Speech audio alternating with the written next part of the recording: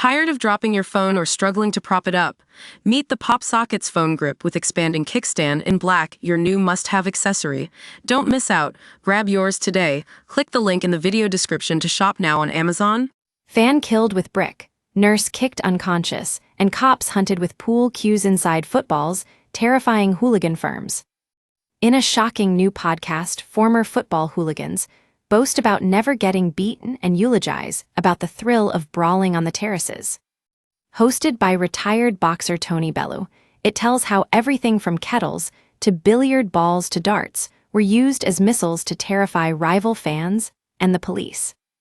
Being part of these gangs is compared to being a religion or finding a new family. But among the unrepentant thugs, glorying in what was known as the English disease during the 1980s, are reminders of the innocent lives lost to this ugly pastime. There are the 15-year-old Leeds United fan Ian Hambridge, who was killed during a mass riot at Birmingham City's ground, and the 39 supporters who lost their lives at the Heysel Stadium in 1985 alone. Or 21-year-old Gerald Comerford, who died when a brick was thrown at him on the way home from a game in 1977. We also hear how the Good Samaritan trying to save the life of a police officer, when Millwall ripped up Luton Town's Kenilworth Road ground, was punched by a pitch invader, and how undercover cops were threatened with pool cues when they infiltrated a notorious football firm. There is certainly nothing beautiful about the game described by the people Everton fan Tony spoke to for the BBC's Gangster Present series Hooligans. If somebody wanted to fight me, I'd fight them. Not that many of the punch-up-loving supporters show much remorse for their past. West Ham fan Bill Gardner, 70, gloats, "I think I've had over 400 fights in my life, and I never got beaten. I've never had the fear that normal human beings have. I was never frightened when I was with my mates at West Ham. They all knew they could rely on me, and I would never leave them alone. If one of them went down, I would pick him up, and I would still do it today." Remarkably, Bill doesn't consider himself to be a hooligan. He argues, "A hooligan is somebody who smashes things up and breaks things. I've never done that. If somebody wanted to fight me, I'd fight them." Tony's 6-part podcast, which is streaming now, charts the rise of violence on the terraces and attempts to eradicate it from the country's favorite sport. It looks at the upbringing of the men and women drawn to the tribalism of a club's most thuggish ticket holders. Tony says, "What people misunderstand about hooliganism is that it was born out of frustration. What I've learned through doing this podcast is that these people were doctors, they were solicitors, they came from all different walks of life, and they go to these matches and have fights with other fans to escape their day-to-day lives. Londoner Bill says his mum used to hit me with lumps of wood, lumps of rubber, plastic, and West Ham made me feel at home." Chelsea fan Markleway, who later found God, also felt drawn to the danger as a teenager. What people misunderstand about hooliganism is that it was born out of frustration. He says, "If they had said at 14, 15, Mark, what do you want to be? I would have said, I want to join a football gang and I want to be a football hooligan.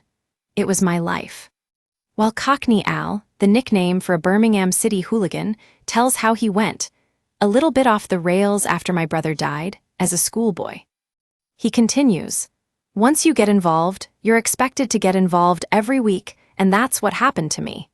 I was 15, and we played West Ham on the night time at Birmingham, and West Ham come out of New Street Station, and quite a lot of people feared them.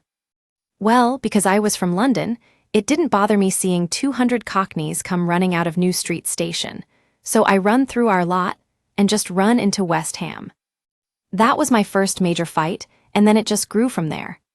But even for Al, what happened at Birmingham St Andrew's ground on May 11, 1985, when they took on Leeds United, was too much. As hundreds of supporters poured onto the pitch, a kettle was launched from a trashed refreshment stand, and a St John's ambulance nurse was kicked unconscious. The wild mob pushed a wall over onto 15-year-old Leeds fan Ian Hambridge from Northampton. It was his first ever game, and he died a few days later from his injuries. Al says, "I remember my brother's face when I got home. He just looked at me and he never said a word, never said a word. And that was enough. That might have been an accident, But what happened to Wolves fan Gerald Comerford in 1977 was not. On the way home from a game, he stopped in Cambridge when a brick was thrown out of the side of a car window at him. It hit his jugular vein and killed him. The men in the cars had been chanting, "Cambridge, Cambridge." Former Chelsea youth footballer Robert Isaac had a very fortunate escape in October 1984 when he was cornered by a gang of Millwall fans. Robert recalls, "They just piled in, and I remember going down on the floor thinking if I don't get up now, I could possibly die. So I managed to get up. Don't ask me how. I can't even really remember it. Got up and then just sort of charged through everyone and just kept running and running as fast as I could. It felt like there was deep heat on my back.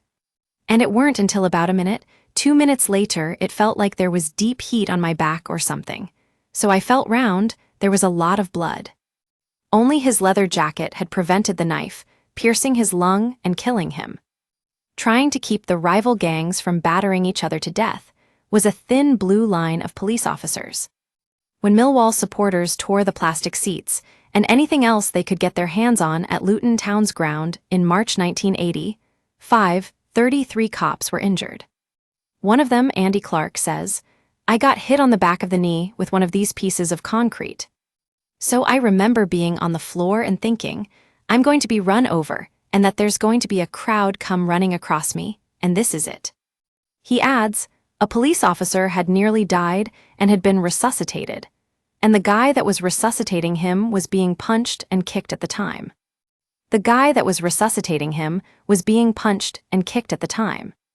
Chief constables knew they had to do more to stop the troublemakers.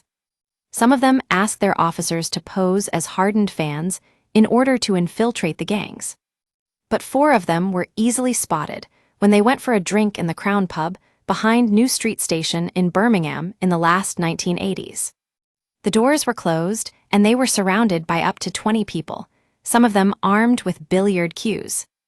An officer says they were threatened and accused of being police officers, which of course they denied. They were actually sat having a drink with one of our targets. The hooligan target took offense at being accused of being a cop, and everyone managed to get out alive. Gangster Presents Hooligans. You can listen to all of the episodes from the series right now, first on BBC Sounds.